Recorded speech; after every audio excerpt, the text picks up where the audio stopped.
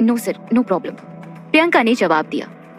प्रियंका इस बार 1 मिनट के लिए वहीं खड़ी रही, जिस पर राजवीर ने फिर से सुना दिया, अब मेरे चेहरे में हीरे तो नहीं लगे हुए हैं कि मुझे ही देख रही हो।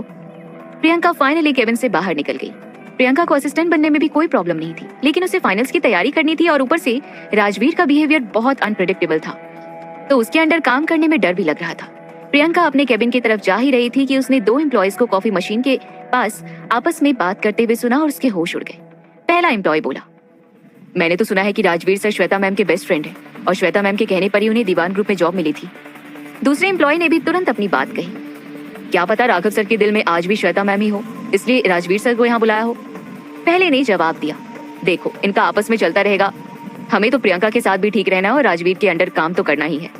प्रियंका को पहले कोई फर्क नहीं पड़ रहा था, लेकिन रह रहकर उसके दिमाग में यही आ रहा था कि 1 साल बाद उसका क्या होगा जब वो यहाँ से चली जाएगी।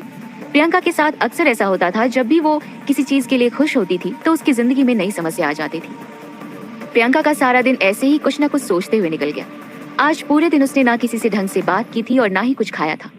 डिनर टेबल पर भी प्रियंका सड़े हुए चेहरे के साथ धीरे धीरे खा रही थी। राघव ने तुरंत उसकी शक्ल देखकर पहचान लिया कि आज ऑफिस में कुछ गड़बड़ हुई होगी। राघव ये बात मानता नहीं था, लेकिन उसे भी अब प्रियंका का ध्यान रखना और उसकी केयर करना पसंद था, और इन बीते दिनों में दोनों के बीच एक अनकहा बॉन्ड बनता जा रहा था। राघव मन ही मन सोच रहा था कि किस तरह से बात शुरू करे। फिर राघव ने कुछ सोचकर जानबूझकर खांसने का नाटक किया, जैसे उसके गले में रोटी फंस गई हो। प्रियंका ने तुरंत उसकी तरफ देखा और पानी का ग्लास बढ़ा दिया। राघव ने पानी पीते हुए कहा, ऑफिस में सब ठीक रहा ना? प्रियंका ने भी तुरंत ही राघव की बात का जवाब दिया, हाँ वैसे तो सब ठीक है, बस राजवीर सर। प्रियंका ने अपनी बात ही बीच में रोक दी। उसे बोलने के तुरंत बाद रियलाइज हुआ कि राघव के सामने उसे ऑफिस की बात नहीं करनी चाहिए थी, और वैसे भी वो राजवीर के अगेंस्ट उसका साथ क्यों ही देगा।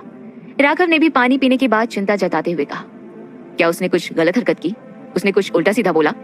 प्रियंका के लिए राघव का इस तरह ऑफिस के मामले में भी केयर दिखाना बहुत अनएक्सपेक्टेड था।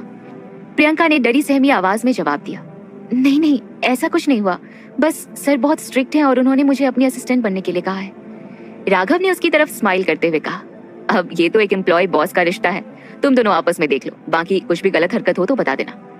प्रियंका के लिए राघव का इतना सपोर्ट करना भी उम्मीद से ज्यादा ही था, क्योंकि राघव प्रोफेशनल और पर्सनल लाइफ को मिक्स नहीं करता था।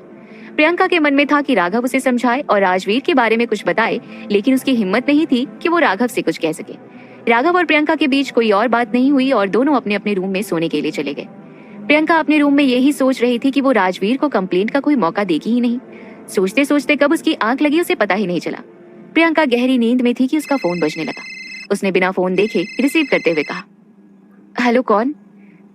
दूसरी तरफ से राजवीर ने भारी आवाज में ऑर्डर देते हुए कहा, मुझे आधे घंटे में एक ग्रिल्ड सैंडविच और कॉफी चाहिए फॉर माय ब्रेकफास्ट। लोकेशन मैंने भेज दी है, बी ऑन टाइम। प्रियंका ने अपने फोन में टाइम देखा तो अभी सिर्फ सुबह के 5 बज रहे थे। उसने फिर से टाइम कंफर्म करने के बाद कहा, सर लेकिन अभी तो 5 बज रहे हैं, इस वक्त तो यहाँ सैंडविच और कोल्ड कॉफी नहीं मिल पाएगी, मैं कुछ और ले आऊं? तुम्हें कम सुनाई देता है क्या? मैंने ऑनलाइन चेक कर लिया है, मुझे कहीं नहीं मिला तो इसलिए तुम्हें फोन किया है। मैं बेंगलुरु में इसी टाइम ब्रेकफास्ट करता था, so I need it right now. अब टाइम वेस्ट किए बिना जल्दी लेकर आओ। राजवीर ने अपनी बात कही और फोन काट दिया। प्रियंका खुद ज्यादा कैफे और रेस्टोरेंट में नहीं जाती थी, तो ऐसे में उसे कोई आइडिया भी नहीं था। ऐसे तैसे तैयार होकर वो जल्दी से घर से निकली और टैक्सी में बैठकर कैफे ढूंढने लगी। बहुत देर बाद उसे एक कैफे दिखा जहाँ का एम्प्लॉय कैफे की साफ सफाई के लिए ओपन कर रहा था। प्रियंका ने उसे जाकर रिक्वेस्ट की और डबल रेट देकर ग्रिल्ड सैंडविच और कोल्ड कॉफी पैक करवा ली। ये सब करने में उसे 5:40 हो गए थे। वो जल्दी से कैब में बैठकर भेजी हुई लोकेशन पर पहुंची, लेकिन उसे 6 बज चुके थे। प्रियंका जैसे ही फ्लैट में घुसी, राजवीर ने गुस्से में कहा, 5:30 बजे का टाइम था, अब बहाने जाकर अपने हस्बैंड को सुनाना, मुझे टाइम पर सारे काम चाहिए। प्रियंका ने सिर्फ हाँ में सर हिलाया और उनका ब्रेकफास्ट दे दिया। प्रियंका को लग रहा था कि राजवीर ने ये सब उसे परेशान करने के लिए किया होगा, लेकिन ब्रेकफास्ट मिलते ही राजवीर किसी भूखे इंसान की तरह उस पर झपट पड़ा। ब्रेकफास्ट खत्म होने तक प्रियंका ऐसे ही खड़े होकर फ्लैट देख रही थी। ब्रेकफास्ट होने के बाद राजवीर ने प्रियंका से कहा, मेरे रूम में 2 ड्रेसेस रखी हुई है, तो उनमें से कोई एक चूज करो और फिर उस पर आयरन भी कर देना। प्रियंका चुपचाप उसके कमरे में चली गई और जैसे ही उसने राजवीर का वार्डरोब देखा, उसकी आंखें फटी की फटी रह गई। राजवीर की अलमारी में इतने ज्यादा कपड़े थे कि कोई लड़की भी देखकर शर्मा जाए। प्रियंका 2 जोड़ी कपड़े उठाकर राजवीर के पास ले गई और उससे पूछने लगी। राजवीर को प्रियंका की चॉइस काफी पसंद आई, लेकिन वो उसकी तारीफ नहीं करना चाहता था, तो उसने कुछ भी बुराई करके उसे फिर से उल्टा सुना दिया। राजवीर जब से उससे मिला था, किसी न किसी बात पर हस्बैंड का ताना सुना ही रहा था। थोड़ी देर में वो दोनों नीचे पार्किंग में आ गए। राजवीर के दिमाग में फिर से कुछ आया तो उसने प्रियंका की तरफ कार की कीज दिखाते हुए कहा, तुम्हें ड्राइविंग आती है? प्रियंका ने जवाब देते हुए कहा, जी ड्राइविंग लाइसेंस तो है, लेकिन राजवीर ने उसकी बात सुनी ही नहीं और कीज उसकी तरफ उछालते हुए कहा, नीचे बेसमेंट से कार लेकर आओ, मैं मेन गेट पर वेट कर रहा हूँ। प्रियंका कीज लेकर बेसमेंट में चली गई। प्रियंका के पास ड्राइविंग लाइसेंस तो था, लेकिन उसने कभी ज्यादा ड्राइविंग नहीं की थी, इसी वजह से उसे डर भी लग रहा था। प्रियंका जब बेसमेंट में पहुंची तो उसने देखा कि राजवीर के पास एक स्पोर्ट्स कार थी। थोड़ी ही देर में प्रियंका एक ड्राइवर की तरह कार लेकर मेन गेट पर पहुंच गई और राजवीर किसी बॉस की तरह पैसेंजर सीट पर बैठ गया। कार अभी थोड़ी दूरी पर गई ही थी कि राजवीर ने कहा, कार वापस ले लो, मैं एक फाइल घर पर भूल गया हूँ। या एक काम करो, कार गेट के साइड में खड़ी करो और टेबल पर रखी हुई फाइल उठा लाओ। प्रियंका फाइल लेकर आई और फिर से कार ड्राइव करने लगी। राजवीर प्रियंका को इरिटेट करने की पूरी कोशिश कर रहा था, लेकिन प्रियंका शांति के साथ हर चीज का जवाब दे रही थी। राजवीर ने फिर से उसे एक काम देते हुए कहा, एक काम करना, मेरा एयरपोर्ट पर कुछ सामान फंस गया था तो दिन में उसे भी निकलवा लाना। Sir I am sorry to say, but मुझे कंपटीशन की तैयारी भी करनी है। प्रियंका ने इस बार सीधा जवाब दिया। प्रियंका की बात सुनकर राजवीर को मौका मिल गया। उसने तुरंत गुस्से में कहा, तुम्हें कंपटीशन की तैयारी की कोई जरूरत नहीं है। राघव दीवान तुम्हारा हस्बैंड है, तुम्हें मेहनत करने की कोई जरूरत नहीं है, उसके होते हुए तुम्हें कोई हरा नहीं पाएगा। राजवीर की बात सुनकर प्रियंका से रहा नहीं गया। वैसे भी वो सुबह से ही राजवीर की डांट और ताने सुन रही थी। राजवीर पीछे से अभी कुछ बोल रहा था। प्रियंका ने उसकी बात को अनसुना किया और सामने सड़क की तरफ देखा। सुबह का वक्त होने की वजह से सड़क पर ट्रैफिक नाव के बराबर था।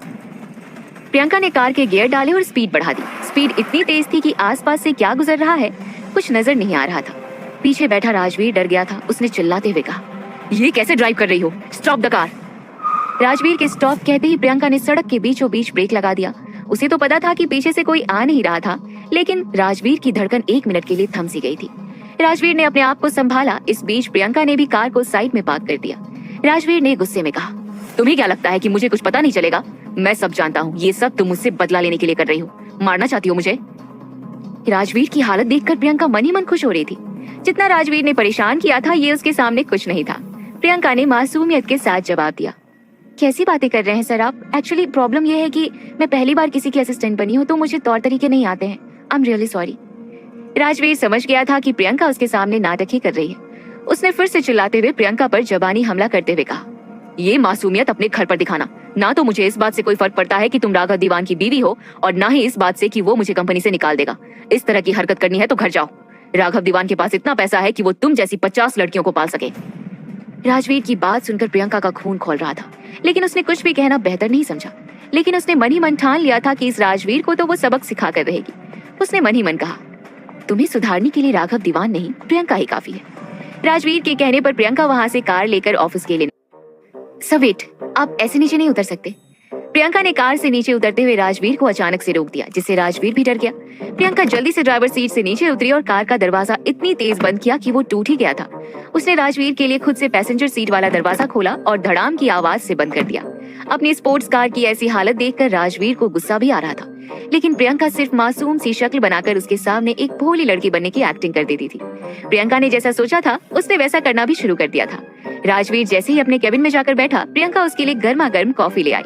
राजवीर ने जैसे ही अपना हाथ उस कॉफी के कप को पकड़ने के लिए आगे बढ़ाया, प्रियंका ने जानबूझकर कप छोड़ दिया और गर्म कॉफी राजवीर के कपड़ों पर गिर गई। राजवीर चिल्ला उठा, आह व्हाट द फिश, जल्दी से इसे पोंछो।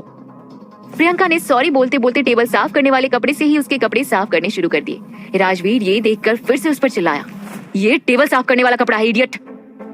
प्रियंका ने जल्दी से कपड़ा छोड़ा और नकली रोने की एक्टिंग करते हुए कहा, I am really sorry sir, मैं चाहती हूँ कि सब परफेक्ट रहे और यहाँ सब गड़बड़ हो रही है। It's my first time sir, please forgive me. Priyanka को रोता हुआ देखकर राजीव और इरिटेट होता जा रहा था।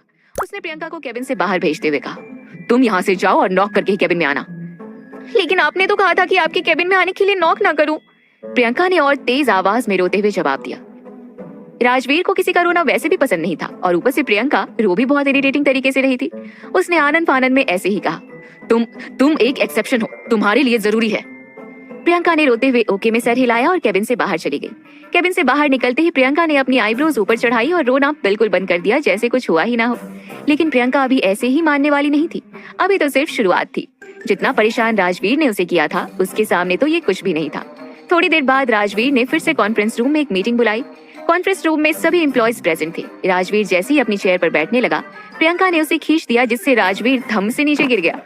वहां मौजूद सभी लोग राजवीर पर हंस रहे थे, लेकिन प्रियंका फिर से सॉरी बोलकर रोने का नाटक करने लगी। राजवीर ने फिर से वहां से उसे बाहर भेज दिया। लंच टाइम में प्रियंका राजवीर का लंच लेकर उसके केबिन में गई और उसके सामने उसका टिफिन खोल दिया। फिर क्या था, राजवीर ने जैसे ही पहली बाइट खाई वो अपनी चेयर पर ही इश इश करता हुआ उछल पड़ा। प्रियंका ने उसके लंच में भर भर के मिर्च डाली थी। राजवीर ने जैसे ही पानी पानी चिल्लाया, प्रियंका ने सुबह की बची हुई कॉफी का कप उसकी तरफ दिया। राजवीर ने प्रियंका को घूर कर देखा और खुद ही पानी का ग्लास उठाकर पानी पिया। पानी पीने के बाद राजवीर उसे गुस्से में देख रहा था, लेकिन प्रियंका किसी मासूम बच्चे की तरह उसके सामने खड़ी हुई थी। राजवीर अंदर ही अंदर जानता था कि ये सब प्रियंका जानबूझकर कर रही थी, लेकिन वो कुछ कह नहीं पा रहा था। लास्ट में उसने अपनी हार मानते हुए कहा, तुम एक काम करो, कंपटीशन पर फोकस करो, दीवान ग्रुप की इज्जत का सवाल है। मैं अपने लिए कोई एक्सपीरियंस असिस्टेंट देखता हूँ। प्रियंका ने कुछ भी नहीं कहा और मुंह लटकाकर बाहर निकल गई।